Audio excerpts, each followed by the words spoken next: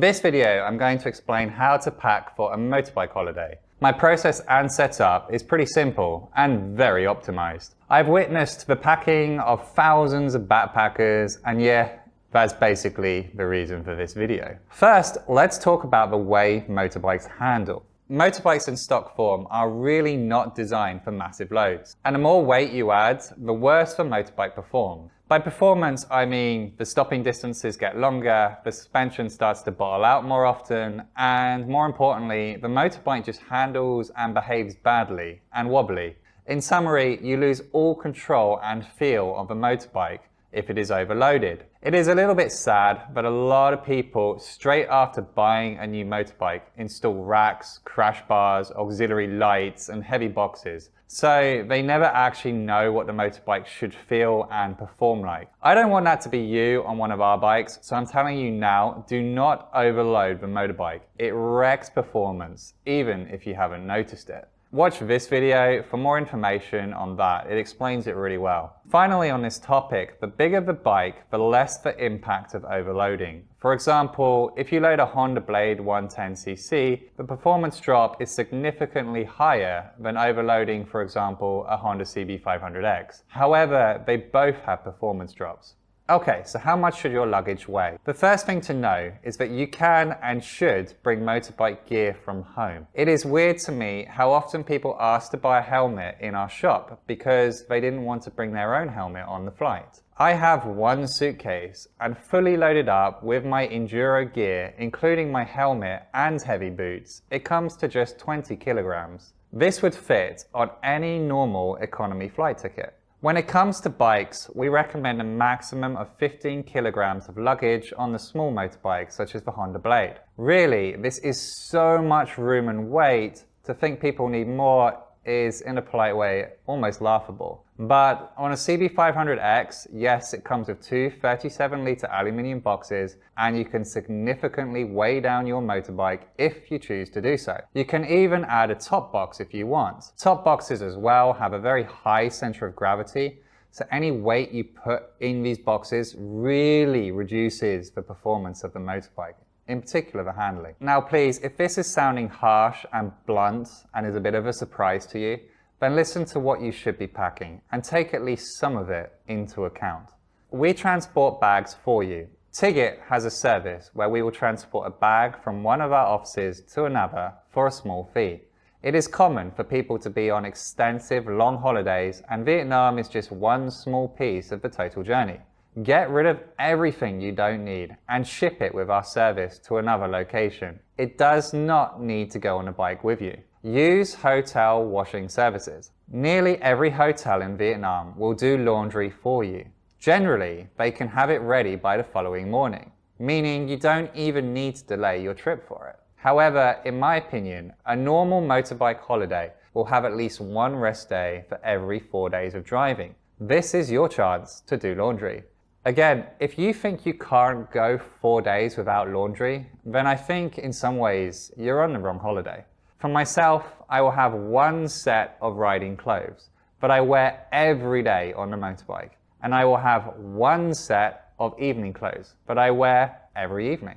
My final comment on this, before getting into the actual list of what I ride with, is to consider how hard it is to pack each day. The more stuff you have, the more stuff you have to unload from the motorbike to your hotel room each day, then back from your hotel room to the motorbike again. The packing and unpacking process for some people is so lengthy and complicated. My advice, if you spend more than 10 minutes packing, you are doing it wrong. Okay, finally, let's get into the list of what I actually wear.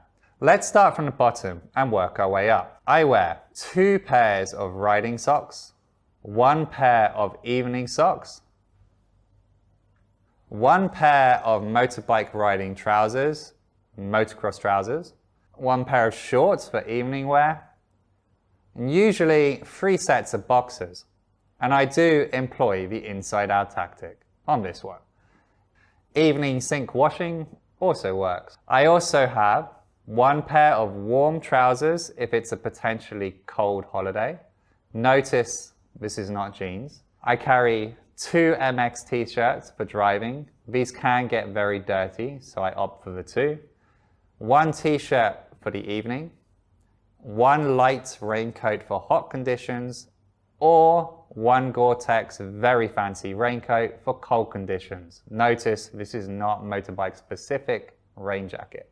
If we are really going cold, then I add one thermal trousers and one thermal t-shirt that act as a base layer. I will also throw in one waterproof trousers. Note, the waterproof trousers don't come with me on hot holidays. Okay, so let's talk about the safety gear.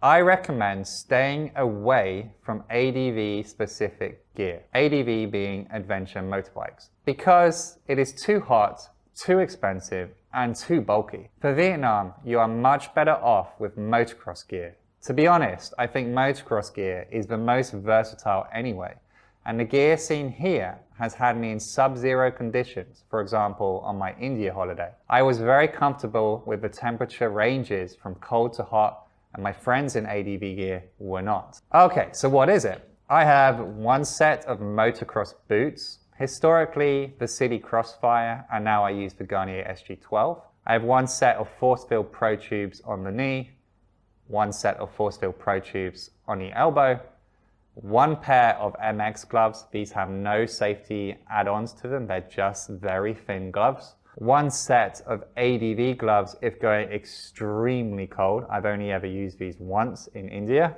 Also note, neither of my gloves are waterproof. Forget about waterproof gloves. I have one Fly Carbon MX helmet. It only weighs about 1 kg. And I have one set of motocross goggles, or I use sunglasses. So if you're going extreme enduro, like my Romania trip, I will add one force-filled Pro shorts, and I'll also add one force-filled Pro shirt, which replaces the elbow guards as well. Note, I've never used these two items on any Vietnam trip because it's simply too hot here. Okay, so let's talk about electronics. The first thing here is to optimize. You only need one charging cable, one wall power socket, and one power pack. Don't just throw in a tangle of wires that clog up your bags. Luggage and tablets. This is a complicated area, and some people need to travel with powerhouse laptops that weigh a ton. But all of my trips seen on this YouTube channel have been done with a Samsung S7 tablet with a Bluetooth keyboard and mouse. It is an extremely light setup. Let's talk about cameras. In my eyes, DSLR cameras are too heavy and expensive to join you on a motorbike holiday. But if you are a photographer and perhaps you are earning a living with your camera, then sure, figure out a way to get this on your bike. I run with a Sony RX0 camera, and the pictures on the Tigit site are pretty professional, especially when considering they're taken by me, someone who has no time or patience for pictures. The Sony SV series is also popular for lightweight photographers. Okay, let's talk about phones. Phones and cameras. First thing here is that you shouldn't mount expensive phones to your motorbike for navigation. Get a cheap one. Follow this video. Secondly, you should throw your expensive phone in a TAM bag. It makes them accessible for pictures and quick for video use. GoPros, etc., well, most people don't have the time or the skills to actually make a watchable video. My advice here is to leave them at home and enjoy your trip with your own eyes. I'm going to finish this video with a few helpful tips. Tigit stocks backpack rain cover gear. It is cheap, and you can turn your non-waterproof bag into a waterproof one pretty easily. We provide bungees for free. They work fine. But for an optimal experience for tying bags down, it is worth investing in rock straps. We sell them. Books, hair dryers, and any other heavy item really should not find their way onto your motorbike setup. You will have more fun if you push yourself to travel lighter than ever before. Challenge yourself to underpack.